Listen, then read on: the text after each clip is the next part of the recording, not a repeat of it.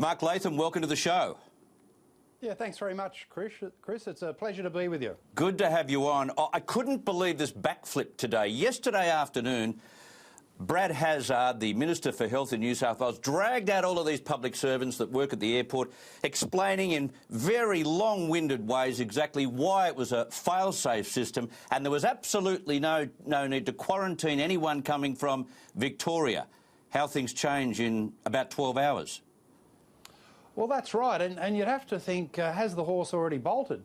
Because the border was notionally closed and the permit system established a month ago.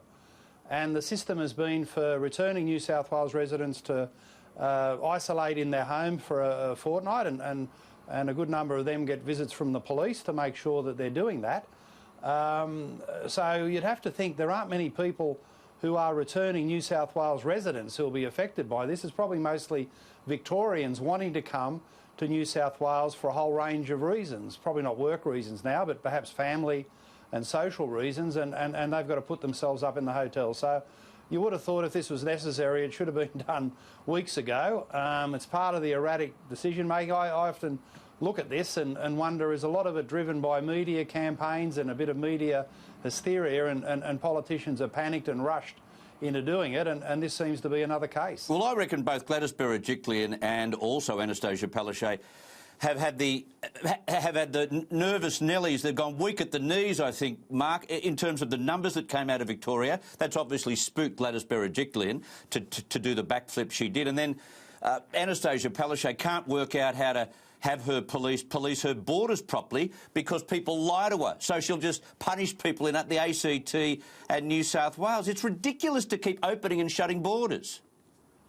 Well, it's destroying the Queensland tourism industry. You know, they would have had a winter season with people coming up from the south. That's all gone now, and the unemployment from that will last a lot longer than the virus. But, you know, Palaszczuk here, I'm sure this is playing politics with an election in October. Yep. The politics of fear can be a very powerful thing, and we've got to face up to this, that the media coverage and the political management of this, there's a lot of people petrified, Chris, and they're thinking that this virus is a surefire killer in their household, their community. You know, I saw some data on Monday night that coronavirus in Australia is still not in the top 50 causes of death this year. So any rational, proportional assessment of this has gone out the window. I think the unemployed have become dispensable, you know, the long-term unemployed and a recession. That's something that they'll worry about later on. But if this helps Palaszczuk win an election through the fearful politics of border closures systematically, close them, open them, close them again, and think that's winning votes, that's exactly what she's doing. What are your thoughts on the New South Wales voluntary policy on masks? Well, you know, it's said to be necessary for the train. I put up on my Instagram today a picture of the carriage I was in peak hour coming into the city circle, so Museum Station. I was the only one in the lower tier of the carriage.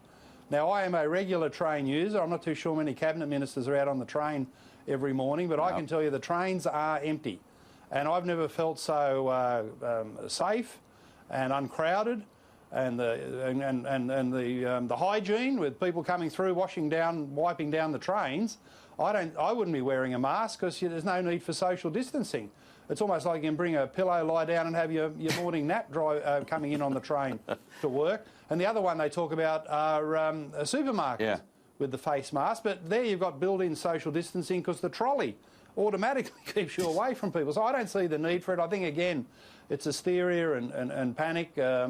Probably on the trains, about 40% of people are doing the mask, but quite seriously, it's not needed when those carriages are empty. Yeah. You've been outing a Wollongong school this week, the Albion Park High, because of its dedication and love of the Black Lives Matter movement. Who's driving this at that school? Is it a school thing only? Well, it was the school principal who apparently dedicated her educational career to Indigenous issues. That's well and good, but you'd think she had a duty of care to those students to spend 15 minutes looking at the Black Lives Matter official website, where you'd see their devotion, self-confessed, to neo-Marxism, defund the police, abolish the nuclear family, get into gender fluidity. I mean, they're a very radical organisation.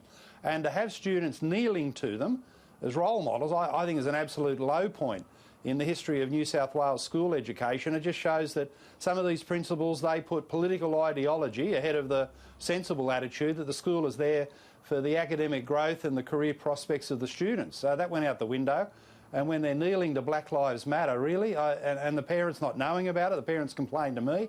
That's how I brought it to the public's attention, and this sort of thing shouldn't happen. It's like Israel Folau. It's not like he doesn't support black people not being killed, as they simplify it when he doesn't take a knee. It's about who supports and who's been pushing Black Lives Matter. They're disgraceful.